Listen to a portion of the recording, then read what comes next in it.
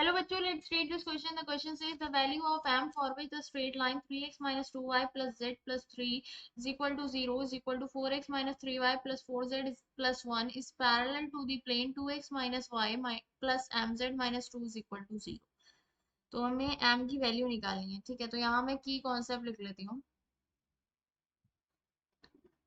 की कॉन्सेप्ट हमारा क्या है इस क्वेश्चन का कि if a line is parallel to plane, then direction ratios of line is perpendicular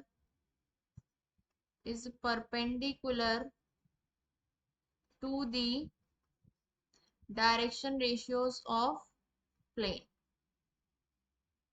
ठीक है, तो अब यहाँ पर हम इसको कर लेते हैं। क्या है हमारे पास, एक स्ट्रेट लाइन है। स्ट्रेट लाइन क्या है, 3x माइनस का 2y प्लस का z प्लस का 3 is equals to 0 is equals to 4x minus का 3y प्लस का 4z प्लस का 1। ठीक है, तो यहाँ पर ये स्ट्रेट लाइन है। तो यहाँ पर ये दो प्लेन्स गिवन है। ये हमारा प्लेन 1 है, प्लेन 1, और ये प्लेन 2 है। प्लेन 1 और प्लेन 2 के इंटरसेक्शन से जा रही है वो लाइन।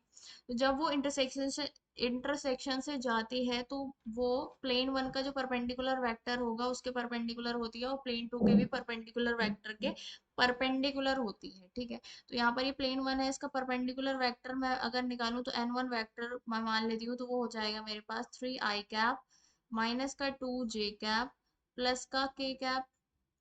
ठीक है, और n2 वेक्टर निकालूं जो कि प्लेन 2 का परपेंडिकुलर वेक्टर है, तो वो हो जाएगा 4i कैप माइनस का 3j कैप प्लस का 4k cap.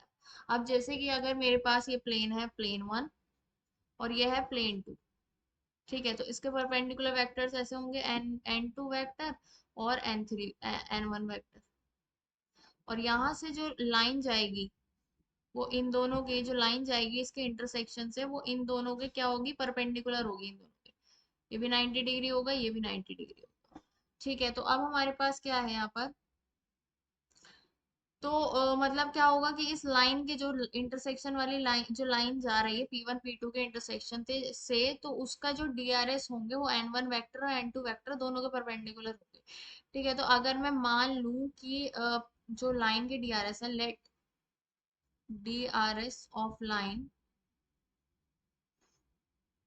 B a vector में मान लेती हूँ, तो ए वेक्टर जो होगा वो परपेंडिकुलर होगा n1 वेक्टर के भी, और ए वेक्टर परपेंडिकुलर होगा n2 वेक्टर के भी। ठीक है, तो जब ये दोनों परपेंडिकुलर होते हैं तो मतलब ए वेक्टर जो है हमारे पास बराबर हो जाएगा n1 क्रॉस n2, क्योंकि क्रॉस प्रोडक्ट में जो हमारा आंसर होता है वो इंडिविजुअल वेक्टर के परपेंडिकुलर होता है। तो यहाँ से मेरे पास जो डीआरएस वाला वेक्टर हो जाएगा उसकी वैल्यू क्या आ जाएगी, n1 क्रॉस n2 कर देंगे हम। तो यहाँ से ये आएगा आई कैप, जे कैप, के कैप, और ये होगा 3 माइनस का 2 1, 3 माइनस का 2 और 1, और n2 क्या है, 4 माइनस का 3 4, 4 माइनस का 3 और 4। ठीक है, तो इसको मैं सॉल्व करूँ तो यहाँ से ये आएगा आई कैप माइनस का 8 प्लस का 3 माइनस का जे कैप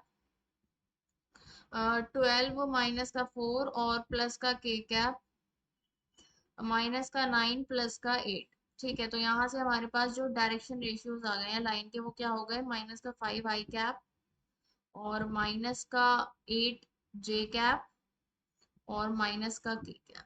ठीक है, ये क्या हो गए, डायरेक्शन रेशियोज ऑफ लाइन हो गए। डीआरएस ऑफ लाइन क्या हो गया, माइनस का 5 कॉमा माइनस का 8 कॉमा माइनस का 1। अब ये कह रहे हैं ये वाली जो लाइन है वो पैरेलल है प्लेन के, तो ये हमारे पास लाइन है। इसके डीआरएस हमारे पास क्या है, माइनस का 5 कॉमा माइनस का 8 कॉमा माइनस का 1, माइनस का 8 कॉमा माइनस का 1, और ये पैरेलल है इस प्लेन के। प्लेन की इक्वेशन क्या है, 2x minus y plus m z minus का 2, 2x माइनस का y plus m z minus का 2 इज इक्वल टू 0, इसके पैरेलल है। तो इस प्लेन का परपेंडिकुलर वेक्टर मैं निकालूं, तो इस प्लेन का परपेंडिकुलर वेक्टर ऐसा होगा, तो उसके मैं वेक्टर लिखूं तो ये मेरे पास आएगा n vector is equals to आएगा 2 आई कैप माइनस का j कैप प्लस का m k कैप।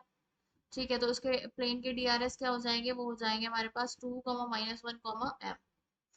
ठीक है, अब ये देखिए इसके परपेंडिकुलर है, तो यहाँ पर ये लाइन के डीआरएस को भी परपेंडिकुलर होगा, ये परपेंडिकुलर वेक्टर इस प्लेन का।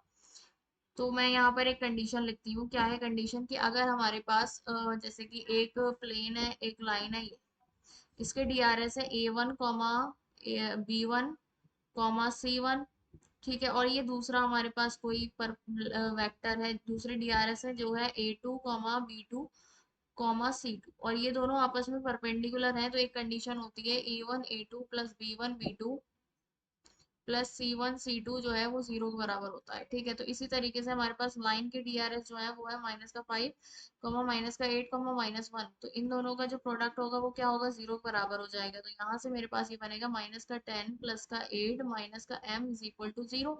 तो यहाँ से ये आएगा -2 माइनस का m is equal to zero, तो m की वैल्यू यहाँ से आ जाएगी -2 के बराबर, और यही क्या करना थी, हमें फाइंड आउट करनी थी।